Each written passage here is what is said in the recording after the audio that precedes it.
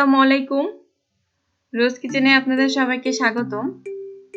আজকে আপনাদের সঙ্গে শেয়ার করব বাঁধাকপির পাকোড়া। এই পাকোড়াটি অনেক ঝটপট তৈরি করে নেওয়া যায় এবং অনেক অল্প সময় লাগে এটা তৈরি করতে। এখানে আমি এই জন্য নিয়েছি বাঁধাকপি এবং মসুর ডাল। মসুর ডালটি অবশ্যই ভিজিয়ে রাখতে হবে আগে থেকেই। 2 ঘন্টার মতো আমি ভিজিয়ে রেখেছিলাম মসুর ডালটা, এরপর বেটে নিয়েছি। এখানে আমি বাঁধাকপি দিয়েছি, একটা বাঁধাকপির অর্ধেক পরিমাণ, এবং দিয়ে দিলাম মসুর ডাল হাফ কাপ পরিমাণ, দিয়ে দিলাম লবণ স্বাদ মতো, দিয়ে দিলাম আস্ত জিরা, হলুদ গুঁড়ো, মরিচ গুঁড়ো, আদা রসুনের পেস্ট দিয়ে দিলাম, এরপর জিরার পেস্ট দিয়ে দিলাম, ধনিয়া পাতাটা যদি আপনারা না খান সেক্ষেত্রে স্কিপ করতে পারেন। দিয়ে দিলাম কাঁচা মরিচের কুচি 2-3টি, এরপর দিয়ে দেব পেঁয়াজ কুচি 2 টেবিল চামচ পরিমাণ।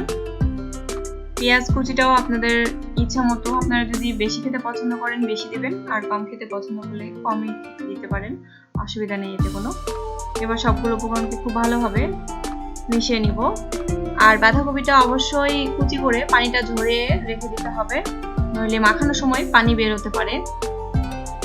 আর এখানে আমি একটা বাঁধাকপির অর্ধেক পরিমাণ নিয়েছি, আপনারা চাইলে কম বেশি নিতে পারেন। এরপর মাখানো হয়ে গেলে এখানে আমি দিয়ে দিব কর্নফ্লাওয়ার। আপনাদের বাড়িতে যদি কর্নফ্লাওয়ার না থাকে সেক্ষেত্রে চালের গুঁড়ো দিতে পারেন। এবার কর্নফ্লাওয়ার দিয়ে ভালোভাবে আবারও একটু মেখে নিব। তো এই তো পাকোড়াটি আমার মেখে নেওয়া হয়ে গেছে। এবার আমি চুলোতে চলে যাব। চুলে একটি প্যান আমি উঠিয়ে দিয়েছি, এবার দিয়ে দিলাম পর্যাপ্ত পরিমাণ তেল। দিয়ে তেলটা হিট হয়ে আসা পর্যন্ত অপেক্ষা করব, এবং হালকা হিট হয়ে আসলে আমি পাকোড়াগুলো দিয়ে দিব। আর এটা হালকা হিটেই দিয়ে দিতে হবে পাকোড়াগুলো, কেননা বেশি হিট করে নিলে হবে কি নিচে পুড়ে উঠতে পারে পাকোড়াগুলো।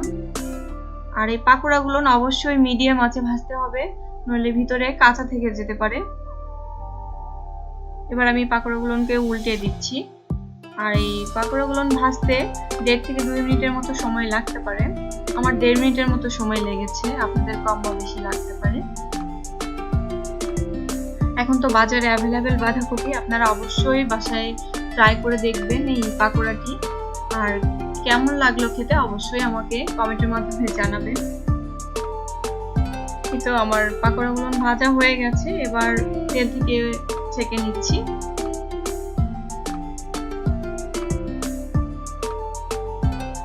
দেখুন কতটা সুন্দর হয়েছে দেখতে, উপরটা যেমনি ক্রিসপি ভিতরটা তেমনি সফট, খেতে কিন্তু অসাধারণ টেস্ট হয়েছে। তো আশা করছি আজকের এই রেসিপিটি আপনাদের ভালো লাগবে। ভালো লাগলে আমার চ্যানেলটিকে সাবস্ক্রাইব করবেন এবং পাশে থাকা বেল আইকনটিতে ক্লিক করবেন, এতে করে নতুন ভিডিও পৌঁছে যাবে আপনার কাছে। আমি একটি পাকোড়া আপনাদেরকে ভেঙে দেখাচ্ছি, দেখুন কতটা সুন্দর হয়েছে পাকোড়াগুলো। তো আজ এই পর্যন্তই, সবাই ভালো থাকবেন, সুস্থ থাকবেন। আল্লাহ হাফেজ সবাইকে।